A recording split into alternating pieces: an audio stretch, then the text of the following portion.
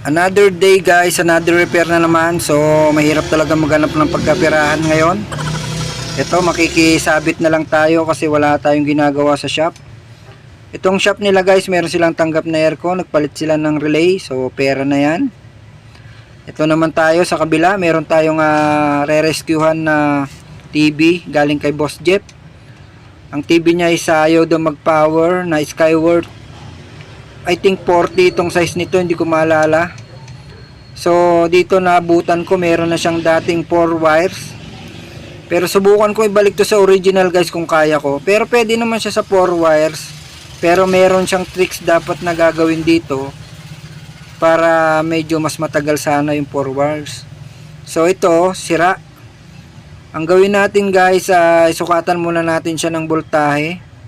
Kasi sabi ni Boss Jeff ay mababa daw ang voltahe dito sa may 12 volts niya.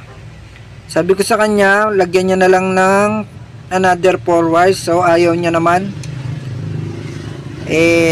Pwede naman yan guys, lagyan ulit ng 4 wires.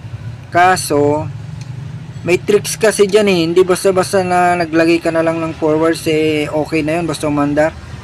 Meron kasing ginagawa dyan guys para maging mas matibay yung pagkakabit ng ganyan.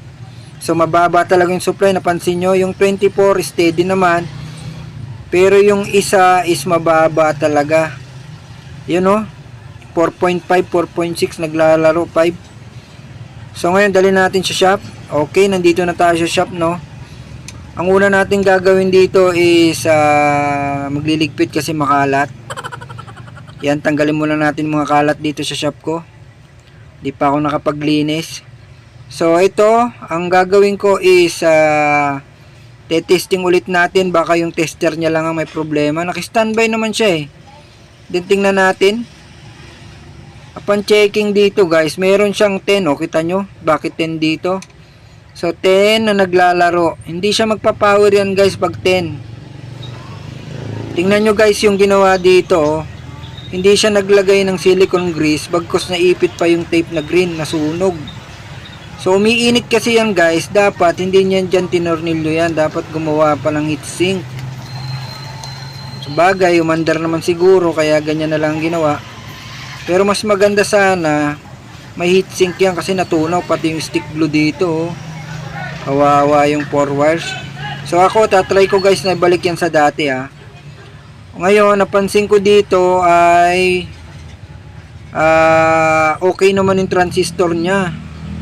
So inangat ko yung dalawang paa, tinest ko, okay naman. And then may nawawala pang pyesa dito guys, yung 431 niyang sa may feedback. So testerin ko muna, makita nyo na okay yung MOSFET nya. Okay yung original nya, forward yun, and gate and ano yan, okay naman. So hindi na natin papalitan yan, okay naman. Yung diode dyan guys, papalitan din natin kung may leak no. Tuturo ko sa inyo guys kung anong value ng diode dyan sa may katabi ng regulator nya no.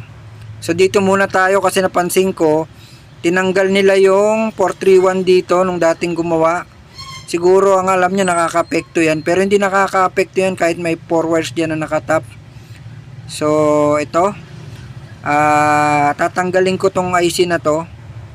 Pero bago ko tanggalin, i-check ko muna kung pwede pa no. Kasi baka pwede pa yan, baka yung diode lang ang problema.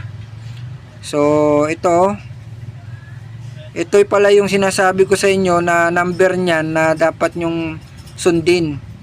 So 12 yung nakita nyo dyan, dito is 7. Okay, so tingnan yung maigi, may makikita kayong 7 dyan. Ayan 7 amp. So 7 amp yung 4 wires. Yan 7N65. So dapat baguhin nyo yan kasi yung original dito sa circuit dito is 12N65. Medyo mabigat ng konti yung 12N65. Pero pwede na tong 4 wires, pero lagyan nyo ng heatsink kasi mainit yan.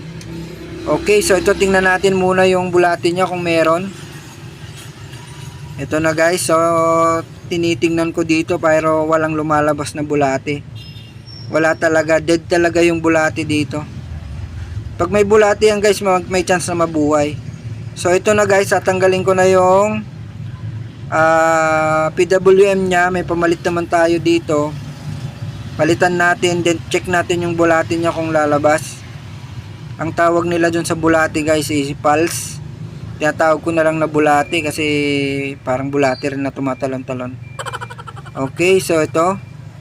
Lalagay ko muna guys yon. Ito na siya guys, naikabit ko na. Ngayon, check naman natin yung kanyang pulse o kaya yung bulate niya. Pati yung feedback, pinalitan ko na dyan. Makikita nyo. Okay, nandito na tayo sa pag-check ng bulate. Ayun, lumabas. Nakita nyo yon? Tumatalon. Ayun. Ngayon yung time natin. Adjust natin yung time. Ayan na siya guys, oh. Nakita nyo yun? Tumatalon-talon. Kaya bulate ang tawag ko dyan. Ayan na siya, oh. Square wave siya guys. So, check na natin kung okay na to. Eto, kinabit ko na lahat guys. Yung diode nga pala dyan guys ay so okay pa, no? Yung capacitor na lang ang babalikan natin at lalagay natin yung urig dyan.